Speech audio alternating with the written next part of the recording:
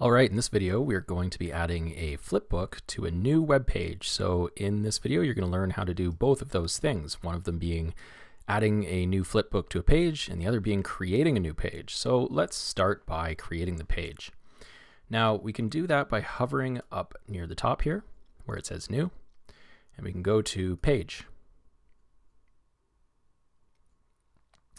The first thing we're going to need to do is give that page a name once it loads.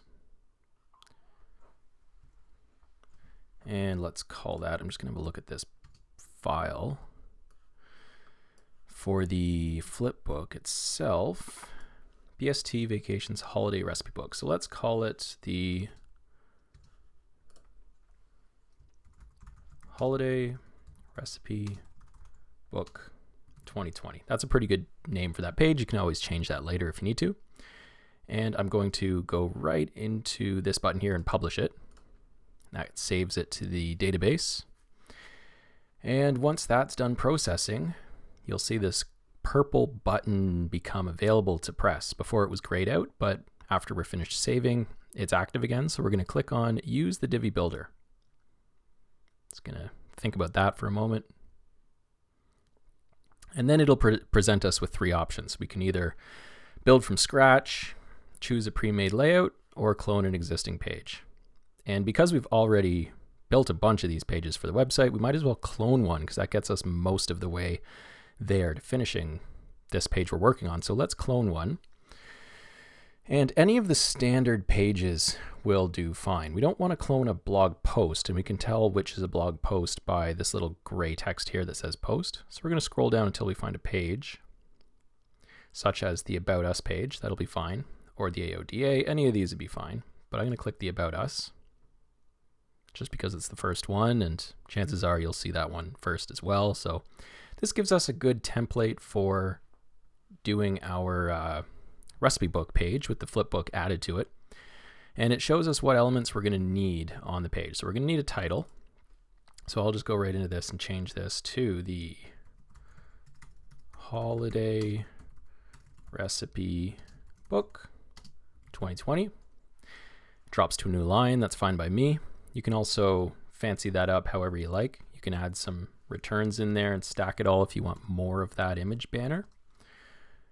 Or you can manually, you can manually decrease the size of this text if you don't like the word wrap, or you can word wrap it like that.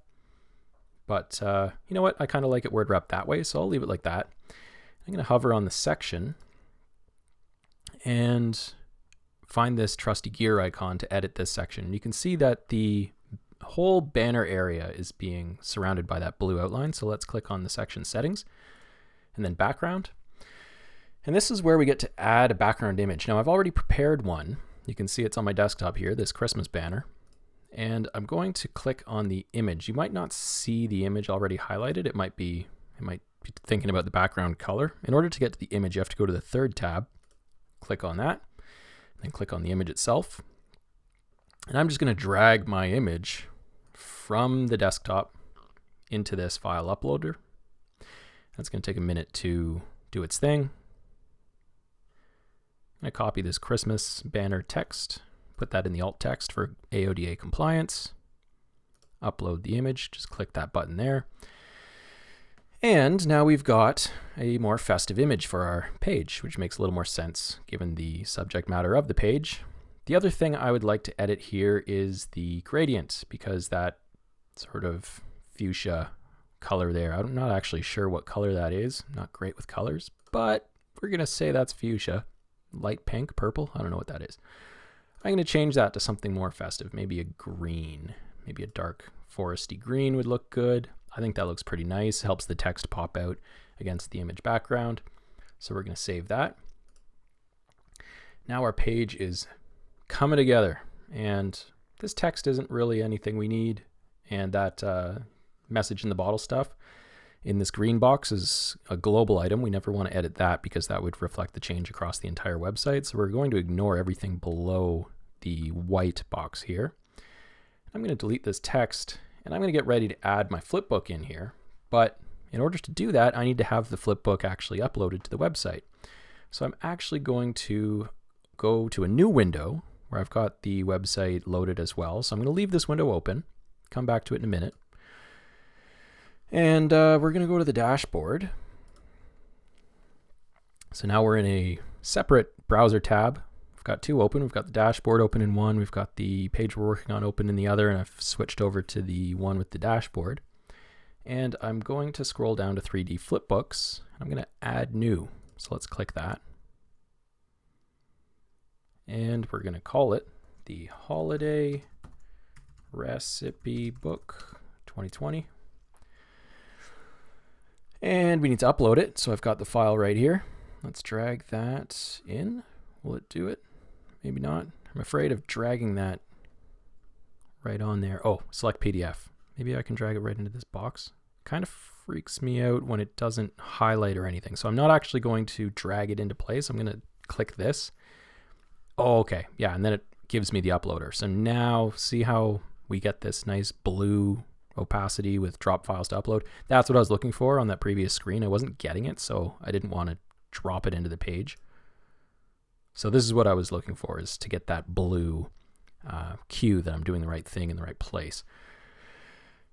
And it looks like this is going to be a fairly big file, so hopefully we don't run into any browser upload limits. I don't think we will, because it should have told us that the file wasn't capable of being uploaded if that was the case. Quite often WordPress will have an upload limit set for every website, so clearly your upload limit is sufficient to tolerate this file, which is 30 megs. Let's just have a look at the file info here. I've just got another window open, and here we can look at it.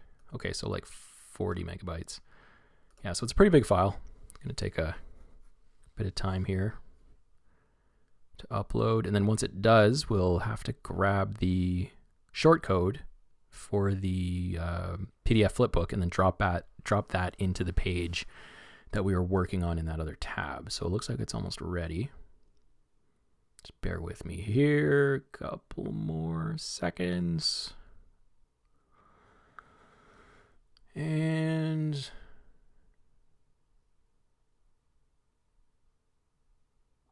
is it done? Looks pretty done. Okay, there it is. Good. BSD Holiday Recipe Book. And I'm going to click open because it's already pre-selected. Great. Let's open that.